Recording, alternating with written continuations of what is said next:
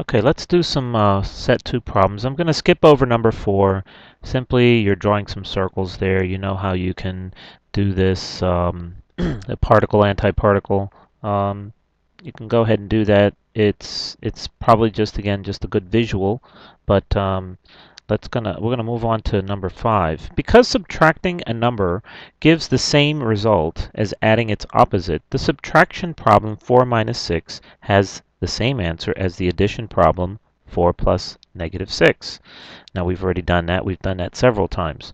Write the addition problem that corresponds to each of the following subtraction problems and then solve each problem. So our first problem here is we have 7 minus 2. Now we know 7 minus 2 is equal to 5. We could do that quickly in our heads, even with our fingers if we had to. I hope we're not using our fingers at this point, but whatever method suits you best. You'll definitely run into a problem when you run out of fingers.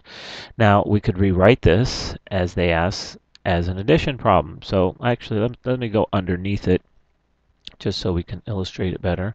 So we have 7, and we're going to go to the opposite. That'll be adding, right? So we're adding. But now we have a positive 2, which now becomes negative 2. Okay, so we have positive 7 plus negative 2. Okay, and again, we'll have the same answer, 7 plus negative 2. Now you might say, well, I think it's probably best that we look at this as we had said before. We have positive 5 plus 2, right? That's 7, right? Plus negative 2. All right, I think this is really a good approach for you to get comfortable with how we're quote unquote offsetting the number, setting it off, moving it over, and turning the value into 0. So we got rid of that negative 2 and we're left with 5. So 7 minus 2 becomes 7 plus negative 2, which becomes 5 plus 2 plus negative 2, which becomes 5. All right, let's move to our next one. We have here negative 8 minus negative 5. Now, negative 8 minus negative 5. A lot of negatives here, and this can get very confusing. Unless we start reining in our negatives and start turning things into an addition problem, this could become very difficult to even think. I have negative 8, and I have to subtract the negative 5. Now, if you really think, there's a logic to this, because you're subtracting the negative. Before, remember we added negative, adding negative onto negative became more negative? Well, if we have some negative and we're removing negative, it might give you an idea, indication in which direction we're going. Okay, but let's turn this into an addition problem. I'll go back to that. And we have negative 8, and we're going to turn this into plus. Okay, remember this always stays the same. Don't think we're flipping all the negatives into positives. That's not what we're doing. We're only going to take the subtraction part, the operand, and turn it into positive, and whatever you're subtracting, you then turn into its opposite. The opposite of negative 5 becomes positive 5. Okay. Okay, now again, I probably would have done this since I'm writing it. They type it wonderfully. So now we have our negative 5 becomes positive 5. Now let's think again. This is the larger number. We're going to offset over here. And I'm using this word loosely, canceling out certain values because they equal to 0. In this case, in addition, they equal to 0. When we do this in multiplication, or in division rather, we cancel out simply because they equal to 1. Okay, so let's not get confused there. I will be using that same terminology down the road. And again, we use it loosely just so you can kind of visualize what we're doing. So we're going to look here and say, well, what's negative 8? I need to find a negative 5 and negative 8, right? So we're going to say, well, let's just say that's negative 3 plus negative 5, is it not? Right? Negative 3 plus negative 5 equals negative 8. So I could rewrite it there, and then I'm going to just add my positive 5. And what do I get? Well, I have negative 5 and positive 5 being added, so that's 0. That's what I mean by canceling out, by offsetting, and that leaves me with negative 3. Now going back to our original point, We went from -8 and we subtracted -5. Um, just remember, when we're subtracting a negative, it's like adding a positive, and that's what we did over here, did we not? Um, negatives, negative on a negative turns into a positive. Certainly, we've learned that in multiplication, that when you multiply two negatives, or in dividing, when you divide two negatives, they actually become positive. The answer is a positive result. We'll explain that further along. But in this particular case, just remember you're subtracting a negative. So let's say if I were looking at my number line, okay, let's draw my wonderfully straight number. Oh, this one's much straighter. Okay, so we were at 0 and we had a -8. So we jumped all the way over to here, right? We jumped all the way here. Now I'm going to subtract some of that negative. And when I say some of that negative, it's -5. I have -8 and I'm subtracting. Let's say if I just said 8 minus 5, right? 8 I have 8 and if I moved over, and I'm going to take another attempt at making a line, and now we're going in this direction, right? And I had 8. And I went from 8 all the way over here. Now I'm going to subtract some of that 8. That would be 5 of that 8, and that would put me back here, right, at 3.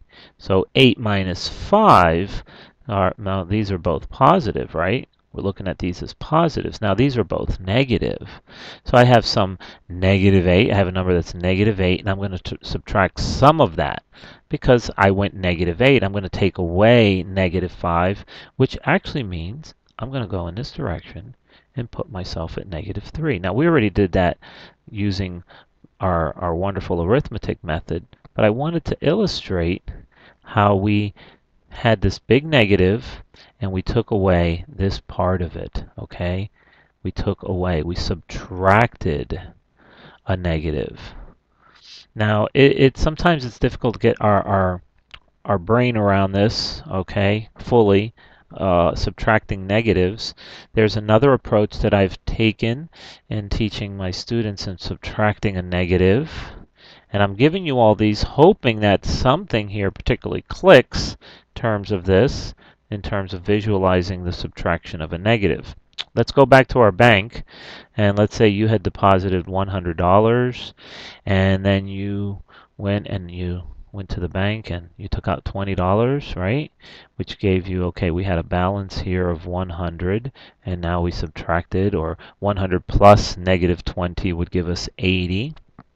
Okay, and then you go back the next day and you see this thing. And you say, hold it, subtracted 50, gave me a balance of 30. Now you were going to go to the bank to take out, let's say, $40, and you see this and you say, hey, wait a minute. What happened here? I didn't do that transaction. And let's say it turned out to be an error, right? It turned out to be an error. So what's going to happen here is I need to subtract this negative.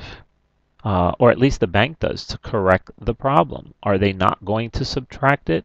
Are they not going to remove it, let's say, and say this never happened? Let's remove the negative. Now your balance here is 30. When we subtract the negative, we're going to go back up to 80, right? You're expecting to see 80. Say, hey, that was not my transaction. Please remove that from my account. Please subtract that negative.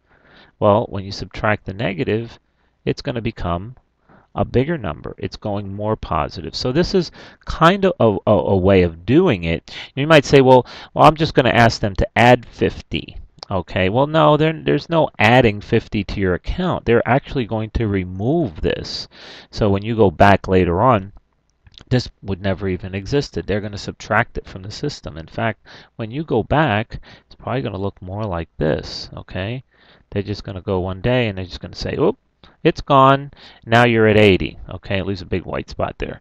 So we're actually subtracting the negative, which makes our number or our balance bigger, back where it was. Now I'm happy, I have $80 in my account, and I can go shopping.